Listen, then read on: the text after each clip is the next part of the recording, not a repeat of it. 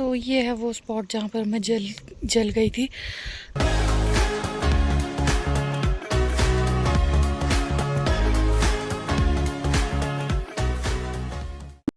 Hello everyone, welcome back to my channel.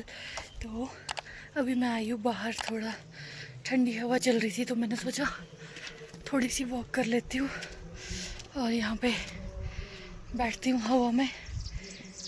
And मैं आपको दिखाती हूँ यहाँ से वो स्पॉट जहाँ पर मैं जली थी। तो ये है वो स्पॉट जहाँ पर मैं जल गई थी और ये है हमारी गौशाला। ये जो छत दिख रहा है ये गौशाला है और यहीं पे ड्रम के साथ में ही हमने अपनी गाय बांधी होती थी बाहर। और तो मैं यहाँ से जा रही थी, ये जो ब्लैक पाइप दिख रही है, पानी की पाइप, मैंने सोचा कि मैं ये पानी का नल का खोल देती हूँ। यहाँ पे टैप लगा हुआ है एक, मेरे को लगा कि मैं इसको खोल देती हूँ और यहाँ से गीला कर देती हूँ ताकि घर की ओर ना आ जाए आग।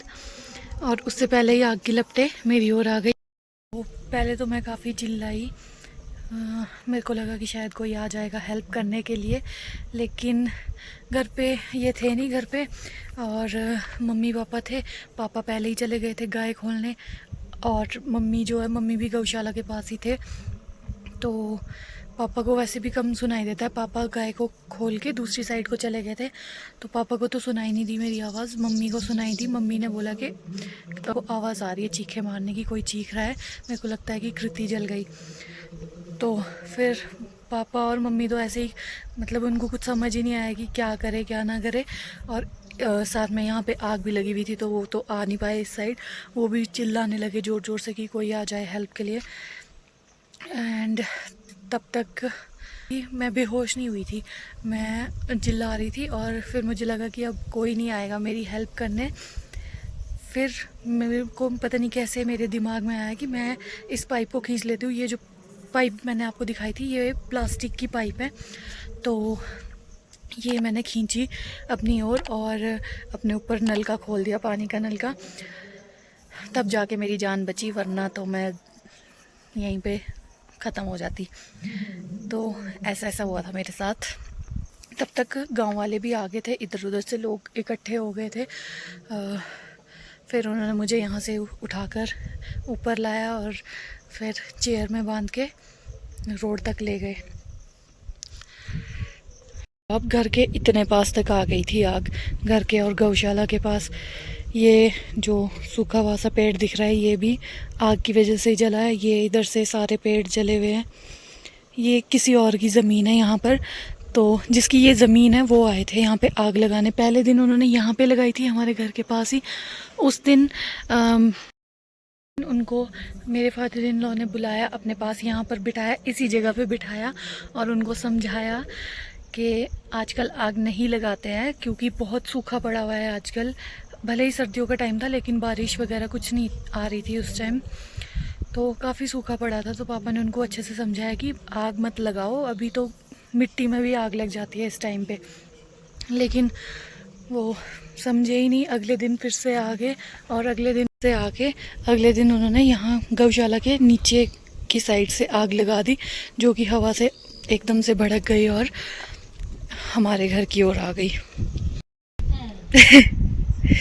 मम्मी कर रहे हैं यहाँ पे दीवार में पत्थर सेट, पत्थर छूट गए यहाँ से दीवार से, वो लगा रहे दीवार में जहाँ जहाँ गैप दिख रहा है।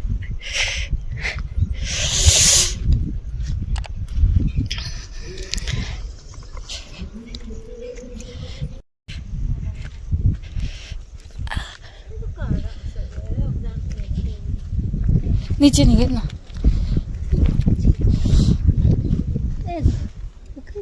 ये घास है, ये नहीं है फूल।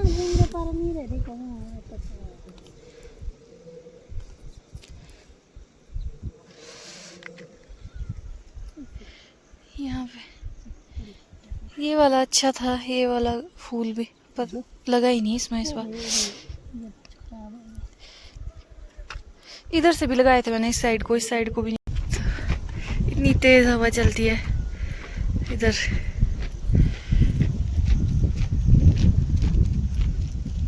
और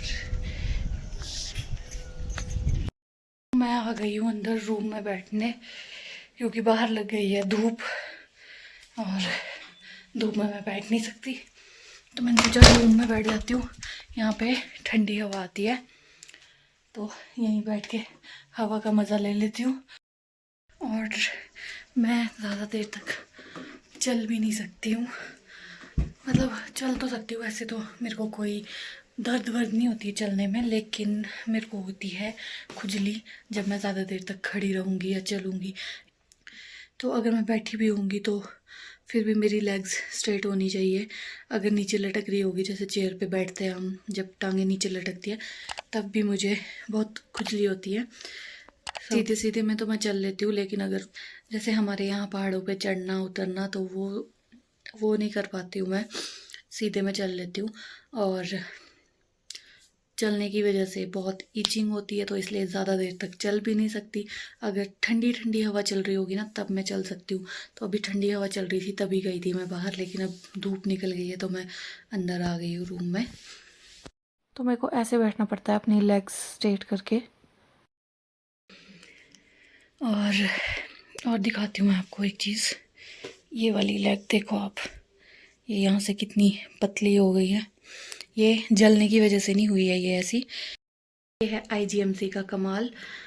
तो आईजीएमसी में मेरी टांगों में इन्फेक्शन हो गया था, और उन लोगों को दवाइयों का तो पता नहीं लग रहा था वहाँ पे डॉक्टर्स को, जिसमें जो इन्फेक्शन था उसको कट किया, ऐसे ऐसे करके वो स्किन निकालते थे मेरी डेली ड्रेसिंग करते हुए। पहले तो क्या हुआ कि जैसे मुझे पूरे दिन पूरी रात इसमें जलन होती रही पैरों में, ये रुक ही नहीं रही थी जलन। तो जब सीनियर्स आते हैं राउंड पे, तो मैंने उनको बोला कि मेरे से अब सहन नहीं हो रही है ये जलन।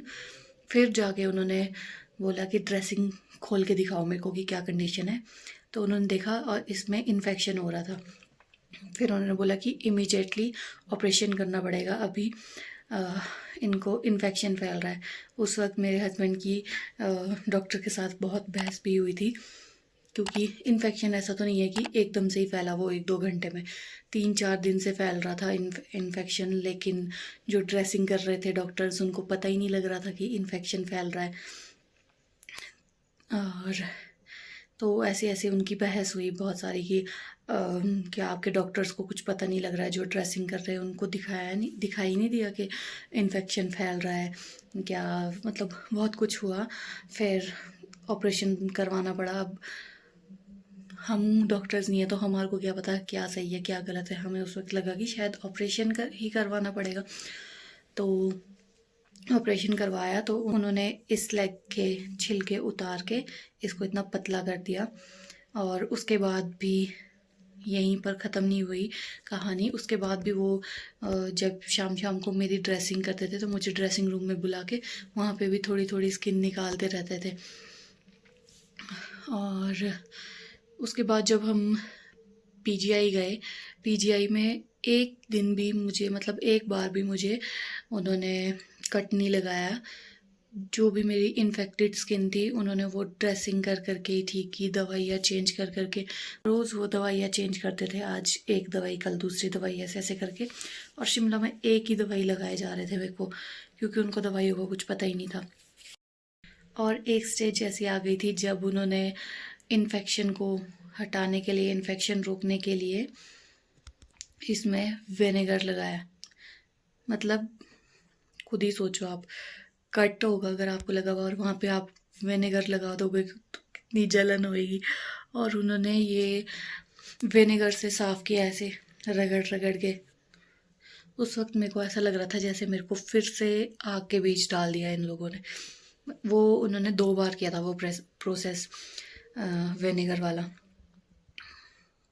उस टाइम तो मतलब चीख चीख के ना मेरी जान ही निकल गई थी। इतना चिल्लाई मैं, इतना चिल्लाई, मैं बता नहीं सकती आपको। इतना कुछ झेला है मैंने, इतना कुछ सहा है। लेकिन जिन्होंने आग लगाई थी वो एक बार भी मेरे को देखने नहीं आए हॉस्पिटल। 2.5-3 महीने लगाए मैंने हॉस्पिटल में, लेकिन वो आए ही नहीं। मतलब उनकी फैमिली, उनके बहू बेटा जो भी है, वो रहते हैं चंडीगढ़ में ही। तो जब मैं चंडीगढ़ भी गई तब भी नहीं आए वो। और जिस दिन आग भी लगी थी ना, उस दिन भी वो इधर उधर से लोग इकट्ठे होके आए मेरी हेल्प करने और वो भाग गए यहाँ से, वो आए नहीं इधर। ऐसे लोग हैं, क्या बताएं। उसके बाद वो आए जब मैं हॉस्पिटल से घर आ गई थी, तब जाके वो आए मेरे से मिलने। फिर आके क्या फ़ायदा था उनका। और ना ही वो सॉरी फील कर रहे हैं अभी तक कि उनकी वजह से इतना बड़ा हादसा हुआ है। उल्टा वो बोलते हैं कि हमारे भी तो पौधे जले हैं, उसका नुकसान कौन भरेगा। ऐसे ऐसे ऐसे लोग हैं। तो कुछ नहीं, बाकी उन लोगों के लिए तो क्या ही बोलूँ मैं। लेकिन जो लोग मेरी हेल्प करने आए थे, जिन्होंने मुझे यहाँ से रोड तक पहुँचाया, जिनकी वजह से मैं टाइम से हॉस्पिटल पहुँच पाई, उन लोगों को बहुत बहुत थैंक यू। और जिन्होंने हॉस्पिटल में भी मेरी हेल्प की, रिलेटिव्स, फ्रेंड्स वगैरह सब, उन लोगों को भी बहुत बहुत थैंक यू। और अगर वो लोग नहीं होते फिर बहुत मुश्किल हो जाता, क्योंकि काफ़ी लोगों ने हमारी काफ़ी हेल्प की है हमारे मुश्किल टाइम में। सिर्फ उन्होंने नहीं की जिनकी वजह से ये हुआ था। बाकी अब क्या ही कह सकते हैं उनके बारे में, तो कुछ बोलना ही बेकार है। तो यहाँ पर है मेरा बेबी बॉय और इसका नाम है शिवांश। हेलो बोलो। हाय बोलो। हाय कैसे हो आप? बोलो। ओ ओ मेरा बेटू, ओ मेरा बेटू, आ जाओ। तो अभी शिवांश हो गया है 2 महीने का। 2 दिन के बाद पूरा 2 महीने का हो जाएगा ये। और और क्या बताऊँ इसके बारे में? और तो कुछ है ही नहीं बताने लायक। और तो ये खुद ही बताएगा जब ये थोड़ा बड़ा हो जाएगा ना, तब ये खुद ही बता देंगे अपने बारे में, है ना? है ना बेटू? बोले हाँ जी मामा, हाँ जी मामा, हाँ जी मामा। कैसे हो? कैसे हो आप? बोलो मैं ठीक हूँ। बोलो बोलो मैं ठीक हूँ। बोलो मामा। क्या? तो आज के इस व्लॉग को करते हैं यहीं पे एंड, और मिलते हैं आपसे नेक्स्ट व्लॉग में। Bye bye.